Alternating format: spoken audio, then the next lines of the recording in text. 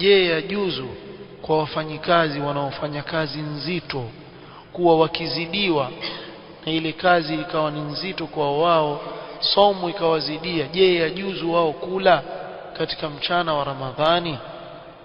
Faajaba rahimahullah. Nafikiri hili swali lau kama mmoja wetu ataulizwa ataruka moja kwa moja, kazi gani?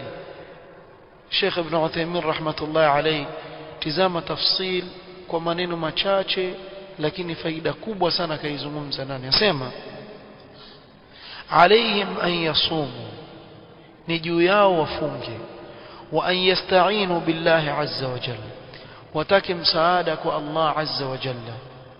Faman ista'ana billahi a'anahu Allah, mwenye kutaka msaada kwa Allah subhanahu wa ta'ala, Allah subhanahu wa ta'ala atamsaidia. فإذا رأوا أثناء النهار عطشا يضرهم, ikiwa watapata kiu mchana kiasi ya kuwa ile kiu itawadhuru wao, yani itaweza kuwaletea maangamivu ile kiu, au yakun sababan fi halakihim, au yaweza kuwa ni sababu ya wao kuangamia, fala haraja alaihim an yuftiru lidharura, katika hali kama hii haina shida kwa wao kula kwa ajili ya dharura, kwa ajili ya dharura. Walakin qala walakinna khair min hadha an yattafiqu ma'a al-kafil, ni bora katika hali kama hii waafikiane na yule aliyewaajiri au sahibu al-amal, yule mwenye ile kazi aliyowapa, ala an yakuna amaluhum fi Ramadhan laylan, iwe kazi yao katika mwezi wa Ramadhani wataifanya katika kipindi cha usiku, sababu usiku waweza kunywa maji, waweza kula.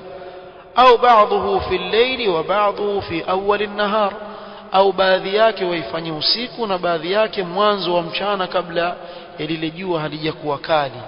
Au an yukhaffifa min sa'ati al-amal hatta yaqumu bil-amali was-siyam ala wajhin murih, au apunguze masaa ya kufanya kazi kwao ili waweze kutekeleza ile kazi na pia kufanya ibada ya saum kwa namna ambayo hawatapata tabu, kwa namna ambayo hawatapata tabu. Na hili laeleweka zaidi kwa wale wanaoishi katika nchi za joto kali.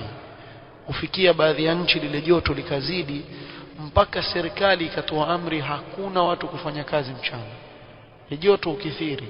Yani hapa mtu aweza kushangaa, lakini hakuna sababu ya mtu kufuturu, pengine labda lile jua sio kali kama vile anavyozungumza huyu aliyeuliza suala. Lakini tuangalia dhurufu ya hali ambayo mtu asipokula kwa mfano ni kuwa ataangamia, asipokunywa maji ataangamia, na ile ni kazi, sababu ni maisha yake, yajikimu kimaisha kwa ile kazi. Hawezi kusema kuwa mimi sitafanya nini, sitafanya kazi. Kwa hivyo liloko hapa Sheikh Ibn Uthaymeen atoa nasaha kuwa waafikiane na yule muajiri wao, ikiwa itawezekana wawe watafanya kazi usiku au mwanzo wa mchana.